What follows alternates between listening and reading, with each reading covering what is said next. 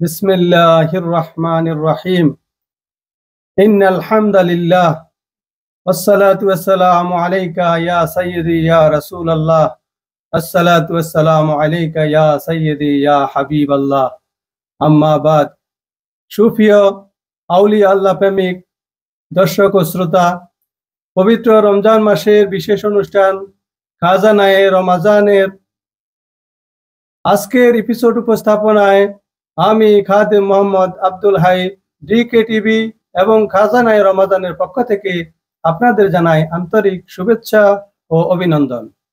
সুপ্রিয় দর্শক ও শ্রোতা, আজকে আমাদের সাথে মঞ্চে উপস্থিত আছেন খাজা এনায়েতপুরি সিলসিলায় ফকির মুজাদ্দিদিন হেজবতে সোনারগাঁও দরবার শরীফের বর্তমান গদিনশীন হুজুর এবং খাজা এনায়েতপুরি মসজিদ বার্মিংহাম ইউকের পরিচালনা কমিটির সম্মানিত চেয়ারম্যান এবং ইমাম জনাব হজরত শাহ সুফি মোহাম্মদ আবুল বাশার চন্দ্রপুরি মাদ্রাজিল্লাহুল আলী। আসসালামু আলাইকুম ওয়া রাহমাতুল্লাহি ওয়া বারাকাতুহু। সুপ্রিয় দর্শক শ্রোতা, আমাদের সাথে বিশেষ অতিথি হিসেবে উপস্থিত আছেন খাজা এনায়েতপুরি মসজিদ বার্মিংহাম পরিচালনা কমিটির সম্মানিত সদস্য হযরত মাওলানা মোহাম্মদ রকনুজ্জামান সাহেব। আসসালামু আলাইকুম। আর উপস্থিত আছেন খাজা এনায়েতপুরি মসজিদের বিশিষ্ট খাদেম ও পরিচালনা কমিটির সদস্য জনাব মোহাম্মদ মাসুক মিয়া। পবিত্র কোরআনের পাক থেকে তেলাওয়াতের মধ্য দিয়ে আজকের অনুষ্ঠানের কার্যক্রম আমরা শুরু করতে যাচ্ছি। পবিত্র কোরআনের পাক থেকে তেলাওয়াত করার জন্য অনুরোধ করছি মাওলানা মোহাম্মদ রকনুজ্জামান সাহেব। أعوذ بالله من الشيطان الرجيم. بسم الله الرحمن الرحيم. تولج الليل في النهار وتولج النهار في الليل وتخرج الحي من الميت وتخرج الميت من الحي وترزق من تشاء بغير حساب.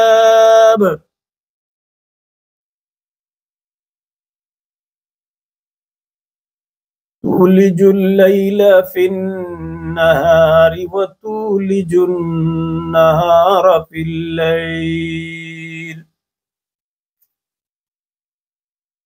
تولج الليل في النهار وتولج النهار في الليل وتخرج الحي من الميت وتخرج الميت من الحي وترزق من تشاء بغير حساب.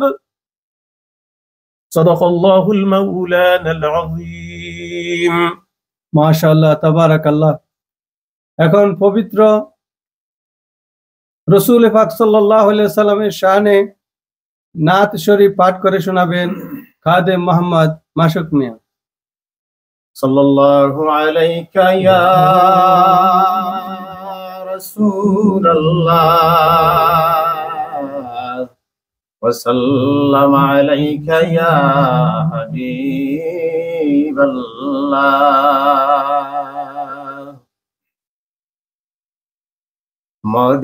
মদিনার মাটি রে সোনার চাইতে কাঠি রে, আমি মাগ ভরে গায় মদিনার মাটি। ও মদিনার মাটি রে সোনার চেয়ে খাঁটি রে, আমি মাগ ভরে গায় মদিনার মাটি। আমি মাগ ভরে গায় মদিনার মাটি। আসমানে জমিনে বাইরে কুরআনে যার নাম বাইরে কুরআনে যার নাম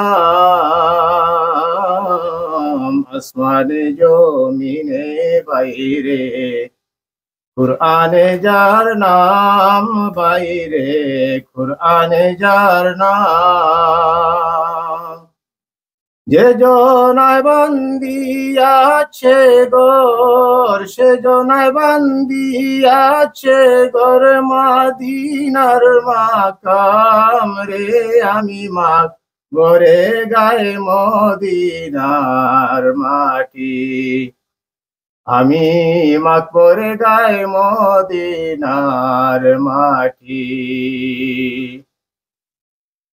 নবী নবী বলে বাইরে হয়ে যাও কুরবানি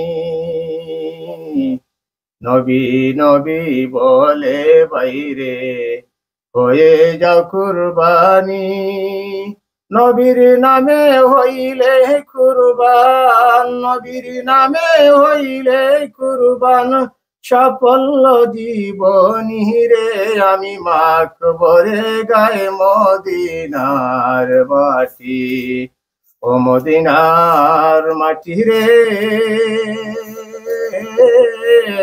সোনার চেয়ে খাটি রে আমি মাক বরে গায়ে মদিনার মাটি আমি মাখ বরে গায়ে মদিনার মাটি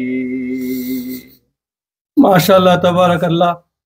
অত্যন্ত সুমধুর কণ্ঠে খাদেম মোহাম্মদ মাশরুক মিয়ার কণ্ঠে নাত রসুল সাল্লাল্লাহু আলাইহি সাল্লাম শুনলেন।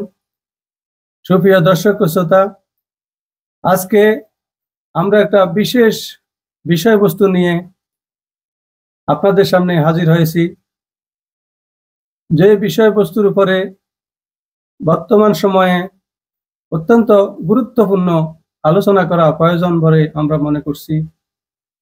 বিষয়বস্তুটি হলো নামাজে খুশু খুজু এবং নামাজে হুজুরি দিল না হলে নামাজ হবে না।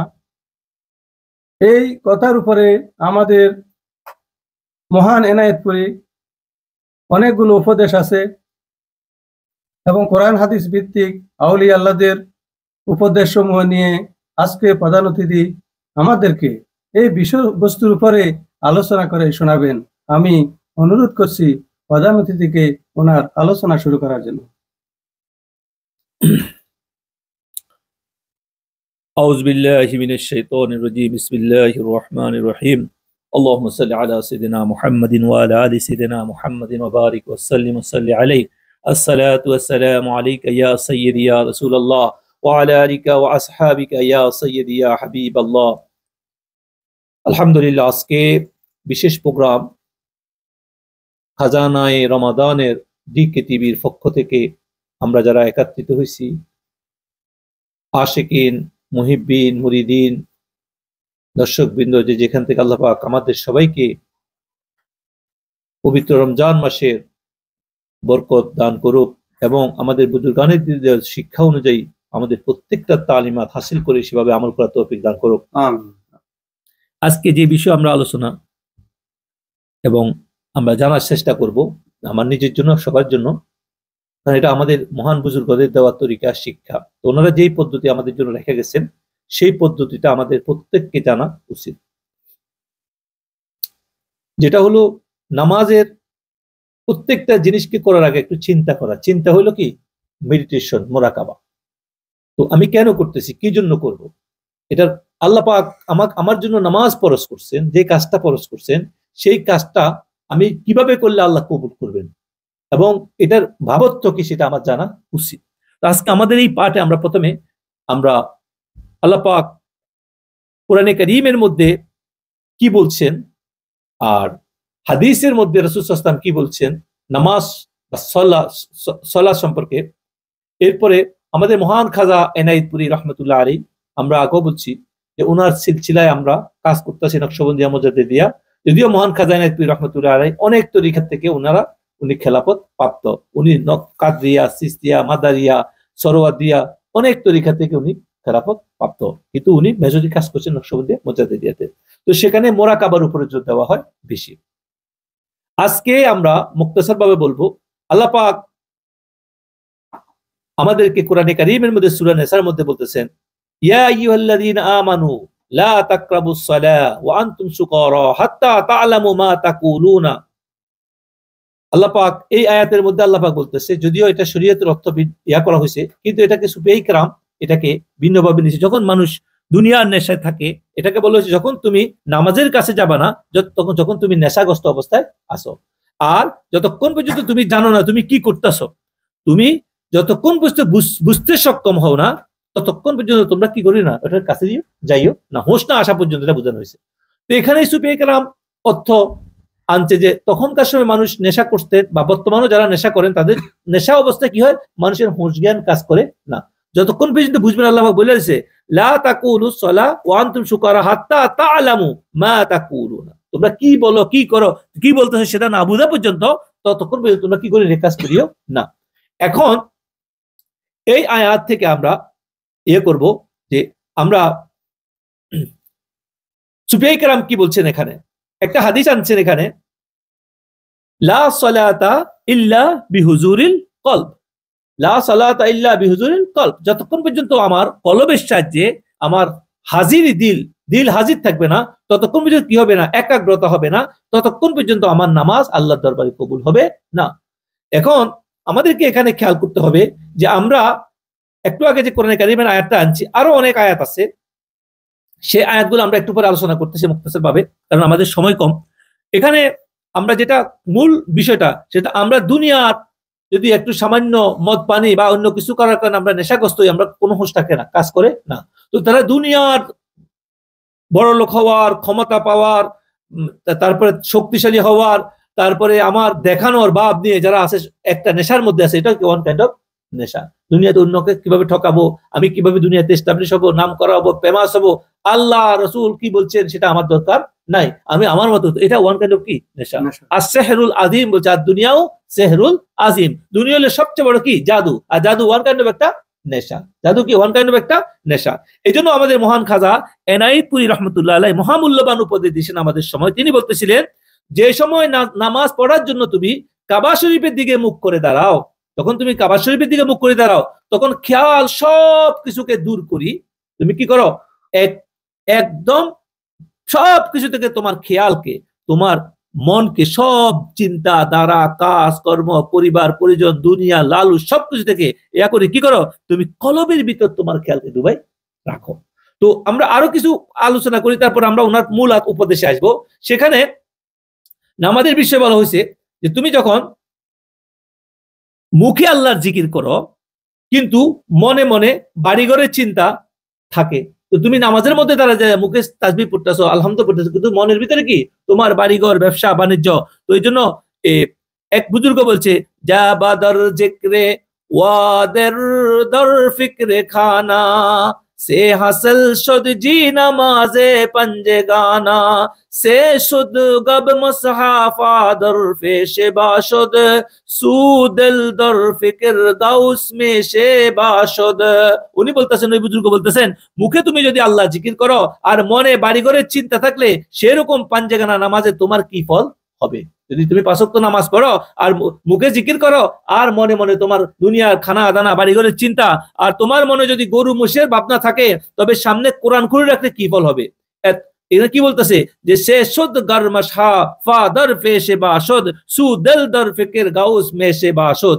বলতেছে তোমার মনের মধ্যে যদি, যে তুমি যদি মনের মধ্যে গরু মেষ বিভিন্ন জন্তু জানোয়ারের চিন্তা করো, আর সামনে কোরআন খুলে বসে রাখছো, আল্লাহ জিকির করে, তোমার কি ফায়দা হবে?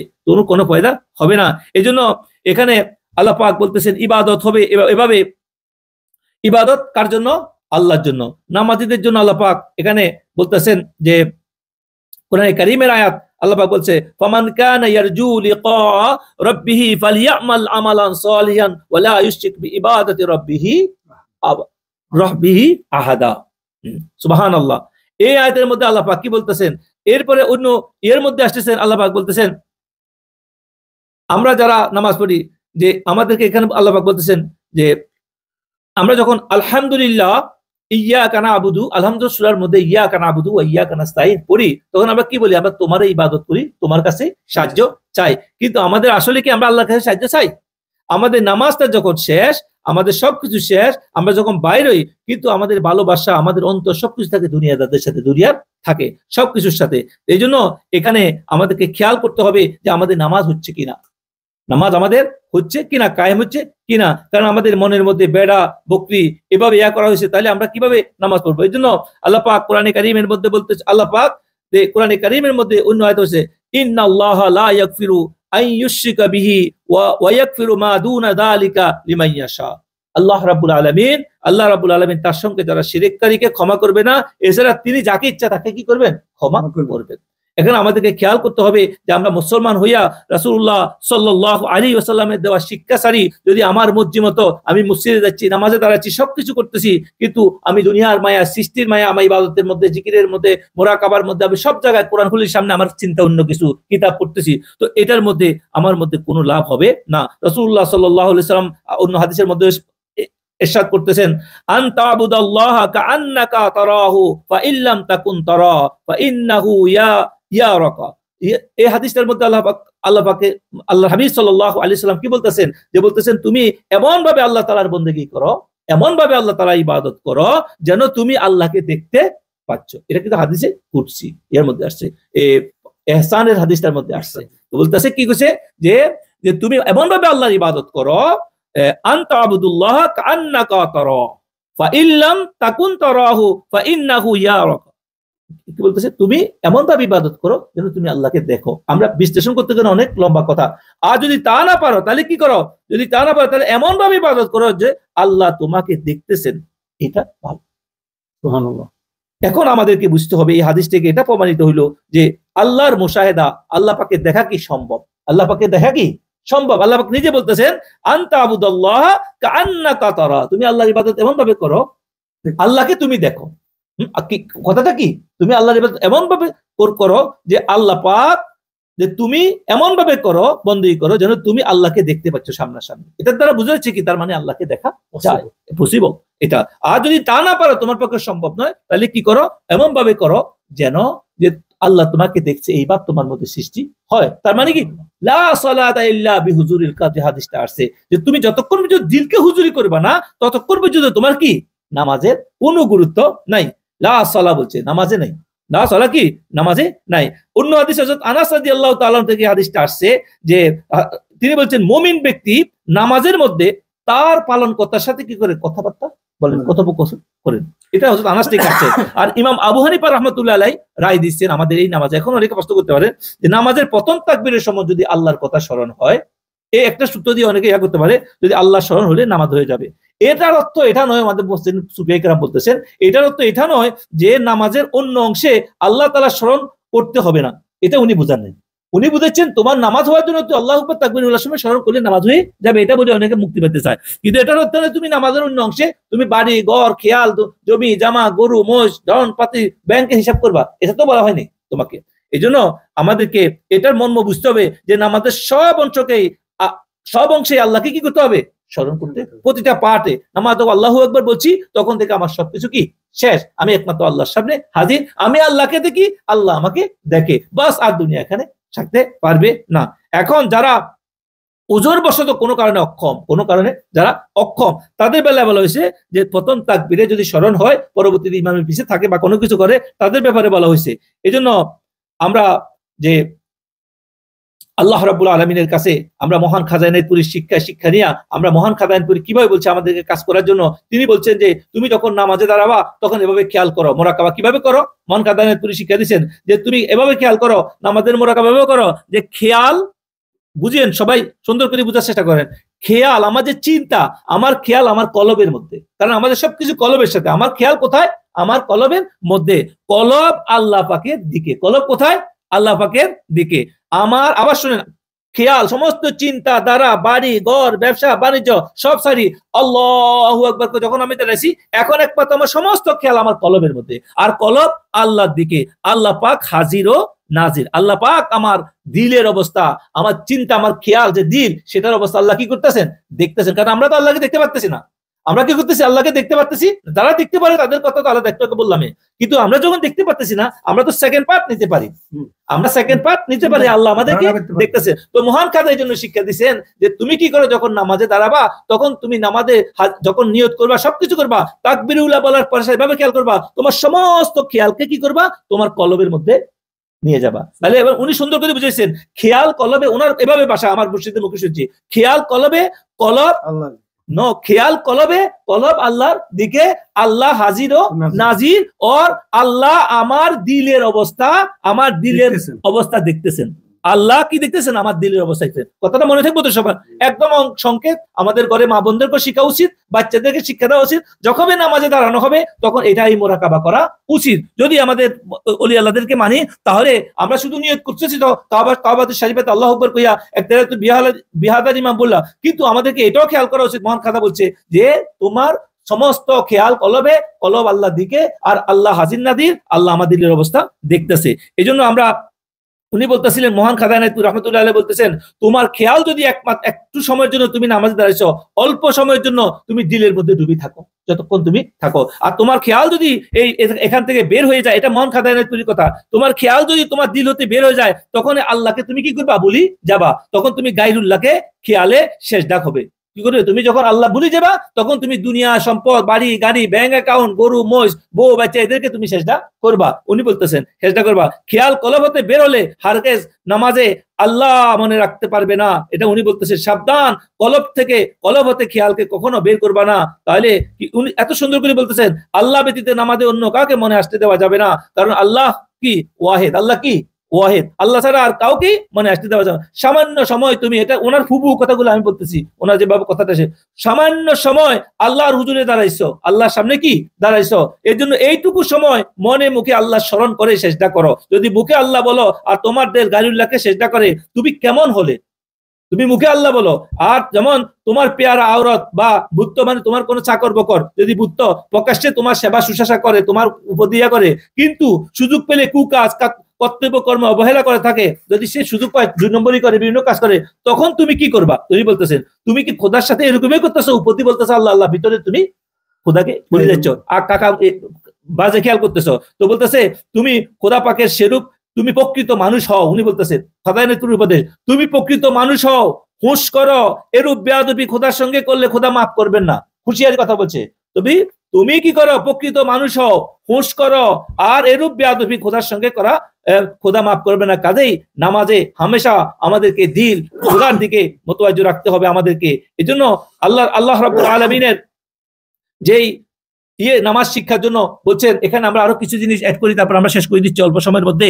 এই নামাজের দিকে গুরুত্ব দিতে হবে। নামাজ যতক্ষণ পর্যন্ত হুজুরি দিল হবে না, ততক্ষণ পর্যন্ত আমাদের কি হবে না? এই নামাজ শিক্ষা রাসূল সাল্লাল্লাহু আলাইহি ওয়াসাল্লাম দেশে হুজুরি দিল কারে কয়, আরো কিছু আমি হালকা আলোচনা করি। হযরত আলী রাদিয়াল্লাহু তাআলা আনহু, হযরত আলী রাদিয়াল্লাহু তাআলা আনহুর দেহে 16টা ক্ষত হয়েছে। কয়টা ক্ষত? 16টা। এক যুদ্ধে তীর খাইছিলেন উনি, অনেকগুলা তীর, এর মধ্যে 16টা হয়েছে। এমন তার পায়ের মধ্যে, কদম মোবারকের মধ্যে কি একটা তীর এমন ভাবে বিদ্ধ হয়েছে, এটা বাইর করা কোনো রকমের সম্ভব হচ্ছিল না। রাসূলুল্লাহ সাল্লাল্লাহু আলাইহি সাল্লাম, সাহাবারা অনেক চেষ্টা করে, উনি পারতেছিলেন না, এত ব্যথা। তো রাসূল সাল্লাল্লাহু আলাইহি সাল্লাম বলছেন যে ও যখন নামাজে দাঁড়ানোর অবস্থায় তার এই তীর খোলার ব্যবস্থা করো। হযরত আলী রাদিয়াল্লাহু তাআলা আনহু যখন নামাজ আদায় করছিলেন, আর সাহাবারা এই তীর, উনি এটা 13 পায় নাই। এটারে বলা হয় হুজুরি দিন। এটা একটু মাত্র টের পায়, এটা হলো একাগ্র চিত্তে নামাজ। আর আমাদের নামাজ দেখো, আমাদের একটা মশার সামনে দিয়ে আমাদের অবস্থা কি, আমরা তিল খুঁজছি, উনি আল্লাহর সাথে হয়ে গেছেন। এই জন্য আমরা যারা হাজির নাজির করি, মন কাদান হাজির নাজির করি, আমরা যারা হাজির এবং নাজির করি, আমরা আল্লাহ আমাদেরকে দেখেন আর আল্লাহ হাজির, এই খেয়াল করি আমরা যারা দাঁড়াবো, তাহলে আমাদের সালাত হবে। এই জন্য হুজুরি দিল ছাড়া কখনো নামাজ আদায় হয় না। এইভাবে আমাদেরকে, যদি আমরা শুধু মুখে বলি আর পাপাসার, অনাসার, কামাসার এগুলার বিভিন্ন ইয়াতে থাকি, আমাদের জন্য কি হবে না? আমাদের কাজ হবে না। এই জন্য আমাদের যেটা মূল আজকে যে কথা আলোচনা করতেছিলাম কোরআনে কারীমের আয়াত থেকে, যে তোমরা হুঁশ করো, লা তাকরাবুস সালাত ইয়া আইয়ুহাল্লাযীনা আমানু, ঈমানদারদেরকে বলছে লা তাকরাবুস সালাহ ওয়া আনতুম শুকারা হাত্তা তা'লামু মা তাকুলুনা। তোমরা কি কইতাছো?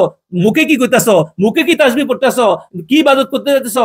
কার ইবাদত করতে যাইতেছো? এই না বুঝা পর্যন্ত তোমরা নেশা অবস্থায় যে নামাজ আদায় করতেছো, এটা কি তোমাদের হচ্ছে? একটু খেয়াল করো। আমাদের এক বুজুর্গ বলতেছিলেন, আমরা যখন ওনার সাথে আয়াতটা পাঠ করছি, উনি আমাদেরকে বলতেছিলেন যে, আমাদের মহান এনায়েতপুরী সিলসিলার এক মজ্জুব বুজুর্গ, উনি বলতেছিলেন নামাজ আয়াতটা সূরা নেসার আয়াতটা আনো 43 নম্বর আমি নিছি। তো উনি আবার বলতেছে এটা পড়ো। পড়ার পরে আমরা তো মনে করতাম যারা মদ খায়, মদ খানা অবস্থায় মসজিদে নামাজ পড়া যাবে না, গন্ধ দুর্গন্ধের জন্য মানুষ দেয়া করবে।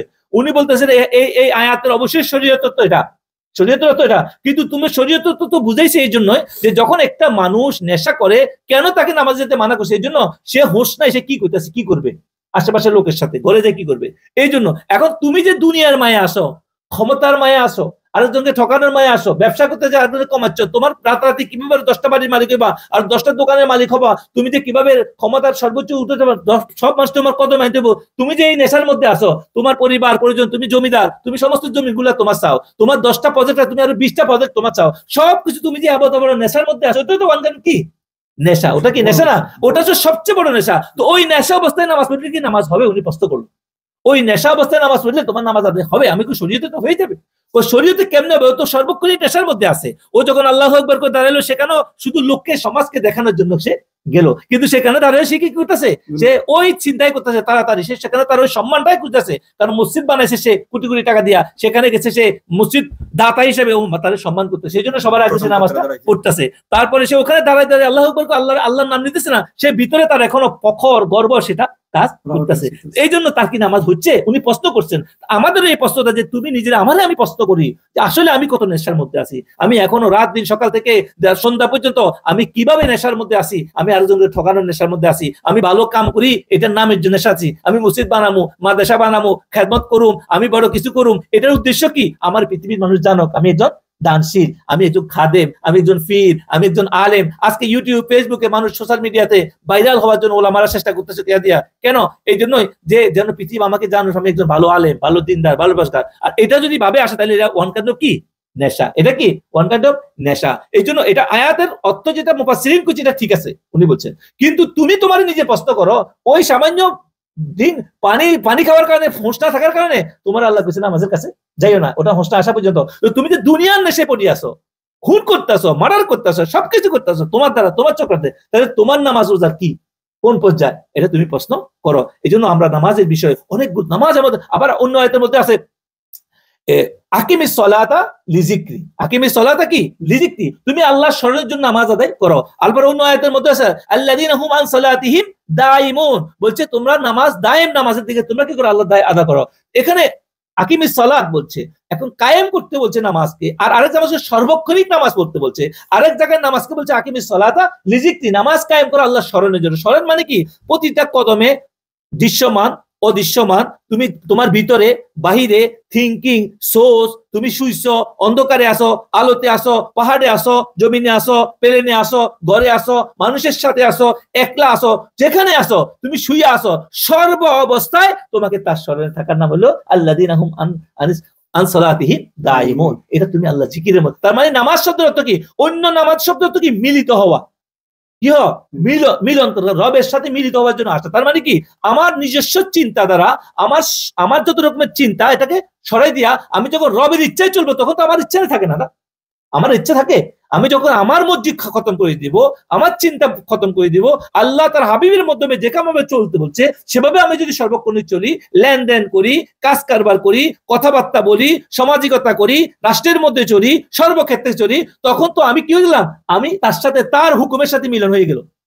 নামাজ স্মরণ মানে কি? নামাজ মানে কি? ওই নামাজ আমরা কি করলো? তার মানে পাইভক্ত নামাজ যেটা আমাদের জন্য 5 টাইম নামাজ, সেটা কি? সেটা হলো কায়েম করতে বলছে। সেটা কি বলছে?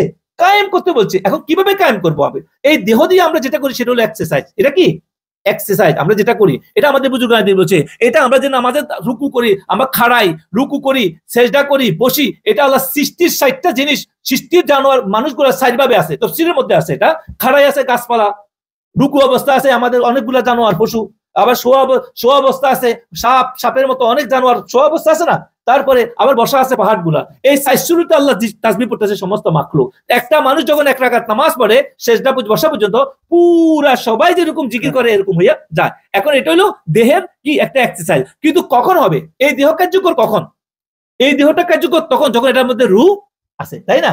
রূহ আছে কিন্তু দেহ অকেদ হয়ে গেছে, হোশ নাই, তখন তার লেগে কি এটা জরুরি নয়। তার মানে এখানে বুঝতে হবে যে দেহ কার্যকর হওয়ার সাথে সাথে একটা মানুষের যে রূহ থাকার কারণে, এখন রুহের সাথে সম্পর্ক কলবের সাথে। এখন যে কলব, আমার মহান খাজানপুর বলছে না যে তোমার খেয়াল কলবের দিকে রাখো, কারণ কলবের সাথে রুহের সাথে কানেকশন। বুঝে আসছে পয়েন্টটা কি? কলবের সাথে কার সাথে কানেকশন? রুহের সাথে। আর রুহ যতক্ষণ আছে ততক্ষণ তোমার উপর কি, তুমি সাবালক হইছো, তুমি হোশদার হইছো, তখন তোমার উপর কি নামাজ পড়ো। কিসের মাধ্যমে? এই দেহ একটা কায়া, এই দেহর আমি রুকু সেটা করতে পারবো, কিন্তু রুকু সেটা করার কোনো ব্যবস্থা নাই। এই দেহ এই জমিনের জন্য, এই দুনিয়ার জন্য, কবর পর্যন্ত। কিন্তু আখিরাতে যে এই দেহ আল্লাহ পাক দিবে, এই দেহের সাথে মিলাইয়া দিবে, সেমিলা দিবে, কিন্তু ওই দেহের কোনো মৃত্যু হবে না। জান্নাত জাহান্নামে যে দেহ হবে, সেই দেহের কোনো কি মৃত্যু হবে না। ওই দেহের কখনো বুড়া হবে না, জোয়ান হবে না, একরকম থাকবে। ওই দেহ কি, ওই দেহ কখনো জ্বলে বাষ্প হয়ে যাবে না। কিন্তু আমাদেরকে এখানে চালাক, আমরা শেষ হয়ে যাবো। ওই দেহ জান্নাতি হবে, তাদের কোনো কষ্ট হবে না ওখানে। তার মানে কি, এই দেহটা একটা খাসা, এই দেহ দিয়ে আমরা যে নামাজ আদায় করতে সবকিছু, এটাকে পরিচালনা করতে হবে আমাদের কলবের সাহায্যে। কিসের সাহায্যে? কলবের সাহায্যে। নফস থেকে, ধোঁকা থেকে বাঁচকি। আজকে সমাজের মানুষ এটা বুঝতেছে না, থেকেই আজকে আমাদের উপর যত মুসিবত আসতেছে। আমাদের নামাজ পড়তে হবে কলবের সাহায্যে। কোসে ইন্না সালাতা তানহা আনিল ফাহশাই ওয়াল মুনকার। যখন কলবের সাহায্যে, দিলের সাহায্যে তোকে আল্লাহ জিকির করবে, নামাজ আদায় করবে, তখন তাকে সমস্ত মন্দ কাজ, খারাপ কাজ থেকে আল্লাহ পাক হেফাজত করবে। নামাজ হেফাজত করবে তাকে। নামাজ, আল্লাহ পাকের নামাজের কথা বলছে, সালাত বলছে, তাই না? তো আল্লাহ তো সালাত দিছে, তাই না? এই জন্য কেউ যদি মনে করে সালাত তো আল্লাহর জন্য করবে, এই জন্য তাকে মুক্তি দিবে। আজকে আমাদের সমাজ ব্যবস্থায় সর্বক্ষেত্রে অশান্তিতে আমরা বাস করতেছি। আজকে আমাদের মুসলমান নামে আমাদের উপর যেভাবে জুলুম হচ্ছে সমাজ ব্যবস্থায়, সর্বক্ষেত্রে আমরা আল্লাহর ইবাদত সঠিকভাবে করতেছি না, আমরা নাফরমানির মধ্যে ডুবে আছি। এই জন্য জালেমেরা, যারা দিনের দুশ্মন, যারা আল্লাহর দুশ্মন, যারা শয়তানের দুষ্ট, তারা বিভিন্ন ভাবে আমাদের উপরে চড়াইছে। তা আমাদেরকে এখন কোথায় আসা উচিত? আমাদের গ্যারেজে ফিরে আসা উচিত। আমাদের যেখানে গেলে আমাদের গাড়ির মধ্যে যেরকম সমস্যা হলে ঠিক করতে হবে, আমাদের নামাজগুলোকে আমাদের সহি করতে হবে, হুজুরি দিলে পড়তে হবে বুজুর্গের শিক্ষা অনুযায়ী। আজকে আমি মহান খাজা ইনায়েতপুরী রহমতুল্লাহ আলাইহি এই তালিমাতকে আমাদের পীর ভাই, জাকির ভাই, মহান খাজা সমস্ত খানদানে যত যেখান থেকে আউলিয়া প্রেমিক, রসুল প্রেমিক, সাহাবা প্রেমিক, আহলে বায়াত প্রেমিক যারা, তাদের জন্য আমি তুলে ধরলাম কথাগুলো মুক্তাসার ভাবে, যে আমরা আমাদের হুজুরি দিলে নামাজ আদায় করার চেষ্টা করতে হবে। আমি আবার এটা শেষ করতেছি, মহান ইনায়েতপুরী যেভাবে শিক্ষা দিচ্ছে, প্রতি নামাজের সময় দাঁড়াবেন। আমি আশা করি আমাদের মালার উপর ইংলিশ বলে দিবে, যারা ইংলিশের জন্য এটা স্লোগান, এটা মহান খাজা ইনায়েতপুরী, আমার খেয়াল কলবে। কোথায় খেয়াল? মহান খাজা ইনায়েতপুরী কিভাবে বলছে এটা আপনারা ভালো করে, নামাজে কি মুরাকাবা কিভাবে করতে হবে? খেয়াল কলবে, খেয়াল কলবে, কলব আল্লাহর দিকে, আল্লাহ হাজির ও নাজির। আল্লাহ দেখতেছেন আমার দিলের অবস্থা, আল্লাহ দেখতেছেন আমার দিলের অবস্থা। আবার বলি, খেয়াল কলবে, কলব আল্লাহর দিকে, আল্লাহ হাজির ও নাজির। অনেকে হাজির নাজির বলতে বুঝতেছে নাকি? আল্লাহ প্রেজেন্ট, আল্লাহ সবসময় আমাদেরকে দেখেন, ঠিক আছে? আর আল্লাহ আমার দিলের অবস্থা, আল্লাহ আমি তো দেখতে পারবো না, আল্লাহ আমাকে দেখে। কয়টা কথা? খেয়াল কলবে একটা, কলব আল্লাহর দিকে দুইটা, আল্লাহ হাজির নাজির তিনটা, আল্লাহ আমার দিলের অবস্থা চারটা কথা। এই চারটা কথা সবাই মুখস্থ করে নেবেন, নামাজের আগে আগে পড়বেন। আল্লাহ পাক আপনাদেরকে এই প্রকৃত নামাজি হওয়ার জন্য, বুজুর্গদের শিক্ষায় এই নামাজি হয়ে আল্লাহ পাকের প্রিয় হওয়ার জন্য, আমাদের সবাইকে রাসূলের প্রকৃত উম্মত হওয়ার জন্য, দুনিয়ার জমিনে যতক্ষণ আছি আমরা আল্লাহর প্রকৃত ইবাদত করার জন্য আমাদেরকে তৌফিক দান করো। মা তৌফিক ইল্লাহ। মাশাআল্লাহ, বারাকাল্লাহ ফিক শেখ। আলহামদুলিল্লাহ, আমাদের কাছে যতগুলো প্রশ্ন ছিল সব প্রশ্নেরই জবাব হয়ে গেছে, কোনো প্রশ্নের বাদ নাই। তারপর ছোট্ট করে যদি আমি একটু দর্শকদের সুবিধার জন্য বলি, হুজুরি দিল সব ওয়াজ নসিহতে মাওলানা মুফতিদের কাছে আমরা শুনি, কিন্তু দেখা গেছে বাস্তব ক্ষেত্রে যখন এটা প্রয়োগ করতে যাই, তখন তো অনেক সময় আমরা করতে পারি না। তখন কি করা, এটার জন্য কি কোনো কোথাও যাইতে হবে না, প্র্যাকটিস করতে হবে না, কেমনে এটা? মানে আপনি বলতেছেন মানে খেয়াল কলবে রাখার পদ্ধতি কি, হুজুরি দিল রাখার পদ্ধতি কি? মানে হুজুরি কারণে এই জন্য তো বলা হয়েছে যে হুজুরি কলব রাখার জন্য যে জিনিসটা আপনি প্রশ্ন করছেন, সমস্ত মানুষ আজকে এই কথা বলতেছে। আসলে হুজুরি দিল একদম একটা কইলের মতো হয়ে যাবে না। এটার প্রত্যেকটা কাজ যেরকম আপনি কোনো না কোনো ভাবে শিখতে হয়, জানতে হয়। আমাদের এই দেহ, আমাদের গতি প্রকৃতি, আমাদের মতো করে আমরা সিস্টেমের সাথে আমরা চলতেছি। মন যেদিকে যেদিকে চলতেছে, আমরা যেদিকে মন চায় যা ইচ্ছা তা করতেছি। আজকে একটা জিনিস ভালো লাগে, ওখান থেকে টাকা আসবে, আমি ওটার পিছনে লেগে গেছি। আরেকটা জিনিস ভালো লাগে, ওখান থেকে একটা কামিয়াব হইছি, আরো কিভাবে ওইটার দান্দায় পড়ে গেছি। এখন এভাবে পড়তে পড়তে দেখা গেছে কি, এরকম নামাজের মধ্যে আপনি যখন নামাজ কেন, কোরআন তেলাওয়াত, ওজিফা, আমল সব ক্ষেত্রে আপনাকে হুজুরি দিলি করতে হবে একমাত্র আল্লাহর জন্য। সেজন্য একটা মানুষকে কি করতে হবে? একাগ্রতা করতে হবে। এই জন্য আমাদের বুজুর্গাদিন বলছে, এটার জন্য যারা পীর ও মুর্শিদ যাদের আছে, তারা তাদের থেকে তালিমাত নেওয়ার জন্য। আমি মুক্তাসার ভাবে বলে দিই, পীর মুর্শিদ কি শিক্ষা দেয় মানুষকে? পীর মুর্শিদ এটাই শিক্ষা দেয়, পীর মুর্শিদ, নামাজ, কলমা, এই সমস্ত জিনিস এগুলো তো কোরআনের মধ্যে হাদিসের মধ্যে বিভিন্নভাবে সহজ পদ্ধতিতে দেওয়া আছে, কিভাবে পড়তে হবে, কয় রাকাত কি আছে, এটা শিক্ষা দিতে হয় না। এটা তো মা একটা বাচ্চাকে ছোটবেলা থেকে শিক্ষা দিয়ে দেয়, তাই না? প্রাইমারি শিক্ষা যেটা একটা না প্রত্যেক মুসলমান, আমরা এটা শেখানোর জন্য দরকার হয় না। আলী বা তা আসা যদি মা বাপ না পারে তারপর ওস্তাদের কাছে নিয়ে দেয়। ওস্তাদ আর পীর এক জিনিস নয়। পীরে কি শিক্ষাতে দেয় আমার মনটা, আমার দেয়ালটা, আমার খেয়ালটা কিভাবে একদিকে হবে, আর একদিকে হওয়ার জন্য কয়েকটা জিনিস দরকার। নাম্বার 1 দরকার হলো তার একটা পরিবেশ, সঙ্গ, ঠিক আছে? এই পরিবেশটা হইতে হবে, তার এমন পরিবেশে থাকতে হবে যেখানে তার এক কেন্দ্রিক মনটা থাকে। অধিক মেলামেশার সাথে, অধিক খারাপ জায়গায় যাওয়ার কারণে, অধিক বিভিন্ন পরিবেশে যাওয়ার কারণে মন বিভিন্ন মুখে হয়ে যায়। এই জন্য পীর সাহেব তাকে কি করে, একটা সময়ের জন্য তাকে নির্দিষ্ট গণ্ডিতে বসে বসে ইবাদত করার জন্য বলেন। এরপরে 3 নম্বর তারা বলেন তোমার পীরের পানা পীর সাহেব যেটাকে বলা হয়, তোমার পীর তোমাকে রাবেতা করতে বলেন, রাবেতাকে পীরের চেহারাকে খেয়াল করতে বলেন একাগ্রত জায়গায়। তারপর 3 নম্বর বলে কোন একটা নির্দিষ্ট জিনিসকে কিছু সময়ের জন্য ওটাকে দেখা, খেয়াল করা। যেমন আমাদের মুজাদ্দিদ আল-পেশাই রাহমাতুল্লাহ আল্লাহটাকে লেখি, বলছে এটাকে দেখতে থাকো, হুটাকে আল্লাহটাকে বারবার দেখতে থাকো, বারবার, তো ওটা অ্যাকচুয়ালি তোমার দিকে হবে। তবে আরো অনেক বুজুর্গ বলছে নক্তাবেনি হলো কি ডট মেডিটেশনে আমরা যেটা করে দিচ্ছি, একটা ডটকে দিয়ে একটা নির্দিষ্ট পদ্ধতিতে আপনি শ্বাস প্রশ্বাসের জিকিরের সাহায্যে নিজেকে কন্ট্রোল করি, স্টেবল করি। আপনি যখন দেখতে থাকবেন বারবার, চোখ বন্ধ করবে দেখতে থাকবেন বারবার, তখন আপনার ব্রেন এবং মাইন্ড কলবের সাথে অ্যাডজাস্ট হয়ে যায়। যখন আপনি যে কাজটা শুরু করবেন না কিছুদিন করার পরে, তখন আপনার একাগ্রতা আসে। এরকম আরো পদ্ধতি আছে। বেস্ট পদ্ধতি হলো আমরা নক্তাবেনি যেটাকে বলা হয় ডট মেডিটেশন, আর কিছু নাকের মোরাকাবা, নাকের আগা দেখা, তারপরে আলমে মাহমুদা এটা আছে, এটাকে দেখা, আরো অনেক পদ্ধতি আছে। আমি জাস্ট ইঙ্গিত দিতেছি, এটা আপনারা যদি শিখতে চান, কিন্তু আপনার সবার জন্য আমভাবে আমরা এখান থেকেও বলতেছি, যারা করতেছে তারা ডট মেডিটেশনটা করেন। আপনি একটা কাগজের মধ্যে বা একটা এর মধ্যে, ওয়ালের মধ্যে যে কোনো সাদা একটা ডট দেন, কলমের একটা দিয়া ডট দেন, ফুল স্টপ যেটাকে বলে, দিয়া আপনি ওটা থেকে 1 হাত বা দূরে বসেন, আপনার কোপাল বরাবর 2 চোখের বরাবর রাখেন, আপনি নামাজের শুরুতে বসেন, বা 2 আরামের যেভাবে বসা হয়, কম্বুক বলা হয় এটাকে, বসেন যোগ ব্যায়ামের মতো করি, বসে আপনি মেরুদণ্ড সোজা রাখেন, আপনি ওটাকে দেখতে থাকেন যতক্ষণ আপনি চোখ খোলা রাখতে পারেন। এরপরে বন্ধ না পারলে চোখ বন্ধ করেন, কিছুক্ষণ আধা মিনিট মিনিমাম বন্ধ রাখেন, এরপরে আবার খোলেন, আবার দেখেন। এভাবে ডেইলি 5 মিনিট করে কিছুদিন করেন, এভাবে বাড়ান। এরপরে ডটটা বড় করেন, 1 সিকি পরিমাণ করতে পারলে, মানে একটা পয়সা যেটা বাংলাদেশি টাকায় 5 টাকার নোট, এখানে 2 টাকার নোট, এরকম করে যদি হয় ওই পর্যন্ত নেন আপনি, মিনিমাম 120 দিনে আমলটা কন্টিনিউ করেন, একদিনও মিস দিবেন না। একদিনও যদি মিসটা দেন, 120 দিন পদ্ধতিগতভাবে আমরা যেভাবে বলি করে, তো আপনি দেখবেন 2-3 সপ্তাহ করার পরে আপনি নামাজ আদায় করতে যান, দেখবেন আপনি এখন যে বলতেছেন নামাজে দাঁড়ালে মনে দিকে যায়, তখন আপনি নামাজে তারপরে যা পড়বেন, সেটা রুকু যা করেন, আল্লাহকে খেয়াল হবে, আল্লাহ আমাকে দেখতেছেন। জাযাকাল্লাহ খাইর, বারাকাল্লাহ ফিক। সুপ্রিয় দর্শক ও শ্রোতা, আশা করছি আপনারা এই সাবলীল ভাষায় আমাদের প্রধান অতিথি যে বর্ণনা দিয়েছেন আপনারা সবাই বুঝতে পেরেছেন। প্রায় সবসময় কথাগুলো বলা হয়, আজকে আবারও ডট মেডিটেশনের মাধ্যমে আমাদেরকে হুজুরি দিল, একাগ্রতা আনার যে একটা সিস্টেম আমাদের প্রধান অতিথি বলেছেন, আমরা আশা করছি আপনারা সবাই বুঝতে পেরেছেন। আল্লাহ পাক আমাদেরকে কোরআনে পাকে আল্লাহ পাক বলছেন, ফাওয়াইলুল লিল মুসাল্লিন আল্লাযিনা হুম আন সালাতিহিম সাহুন। ওই দিন আসার আগে আমরা যেন আমাদের নামাজকে ঠিক করতে পারি। আল্লাহ পাক আমাদেরকে তৌফিক দান করুক। এখন আমরা প্রায় অনুষ্ঠানের শেষ পর্যায়ে।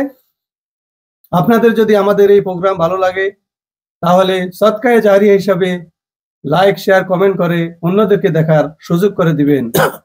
আজকের মতো এখানে বিদায় নেব। বিদায় নেওয়ার আগে প্রধান অতিথির কাছে দোয়ার আহ্বান জানিয়ে আমি খাদেম মোহাম্মদ আব্দুল হাই আপনাদের থেকে এখানে বিদায় নিচ্ছি।